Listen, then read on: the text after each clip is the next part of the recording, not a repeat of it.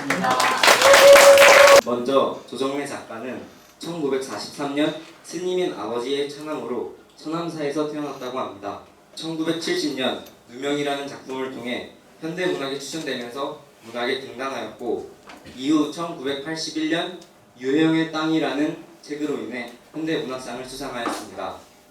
2년 후인 1983년부터 1989년까지 6년간은 현대문학과 한국문학에서 태백산맥을 연재하였고, 1995년 해냄 출판사에서 10번짜리 책으로 다시 방영되었습니다. 그리고 가장 최근의 작품으로는 이번 연도에 나온 천년의 질문이라는 책이 있습니다. 조정래 작가의 대표작으로는 태백산맥, 아리랑, 한강, 그리고 정글만리 등이 있습니다. 그리고 이 중에 아리랑이라는 책은 뮤지컬로도 만들어져 많은 사람들에게 알려졌습니다.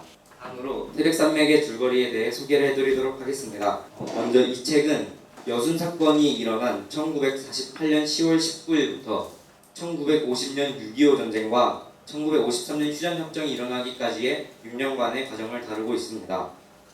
먼저 이 소설은 벌교를 배경으로 시작하게 됩니다. 여수 순천 사건이 일어나 순천과 벌교 일대가 여수 순천 사건을 주도한 군인들에 의해 장악되지만, 며칠 후 정부군이 다시 장악을 하면서 여수 순천 사건을 일으켰던 반란군들은 산속으로 숨어들게 됩니다. 이 책의 주인공인 영상진과 몇몇 마을 주민들은 같이 산속으로 숨게 됩니다. 산속에 숨지 않고 남아있던 영상진의 동생 영상군은 좌익 세력을 토벌하는 청년 단장으로서 역할을 제대로 하며 산에 미쳐 숨지 못했던 좌익들을 처단하는 데 앞장을 섰습니다.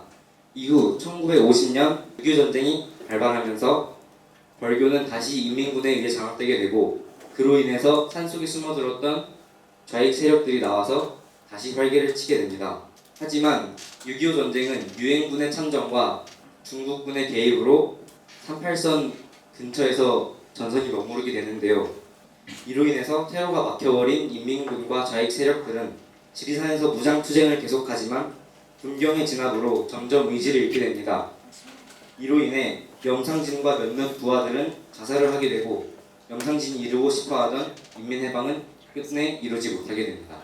다음으로 방금 말씀드렸던 태백산맥에 담긴 여러가지 의미에 대하여 말씀드리도록 하겠습니다. 이 작품의 시간적 배경은 여수 순천 사건이 일어난 1948년부터 6.25 전쟁이 휴전이 되는 1953년까지 6년간의 과정을 담고 있습니다. 이 시기는 광복 후 남과 북으로 갈린 뒤로 계속 이어진 좌우 갈등이 심했던 시기인데요.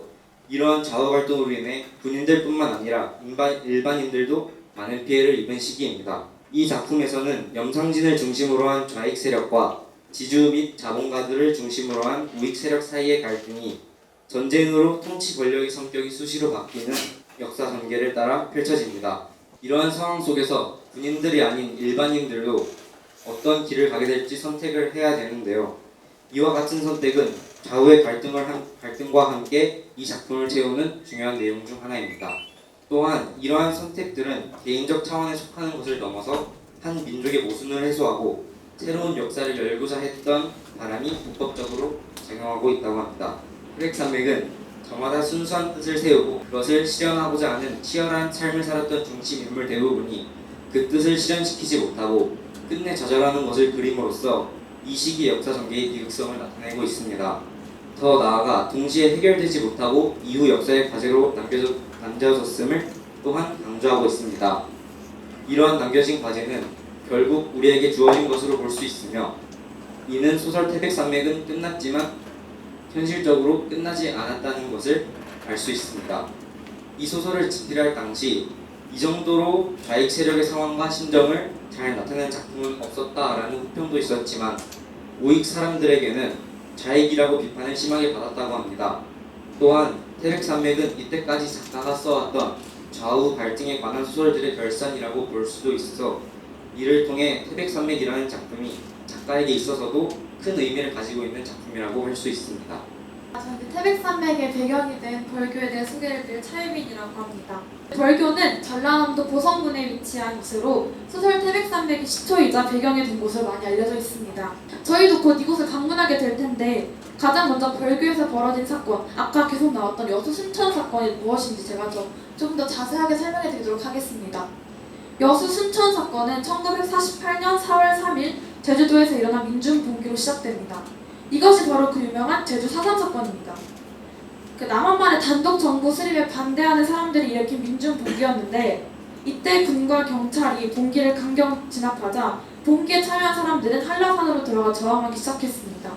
이때 점점 사건이 커지자 이승만 정부는 1948년 10월에 여수에 주둔하고 있던 국군 제14연대를 제주 4.3 사건 제압을 위해 파견하기로 하였습니다.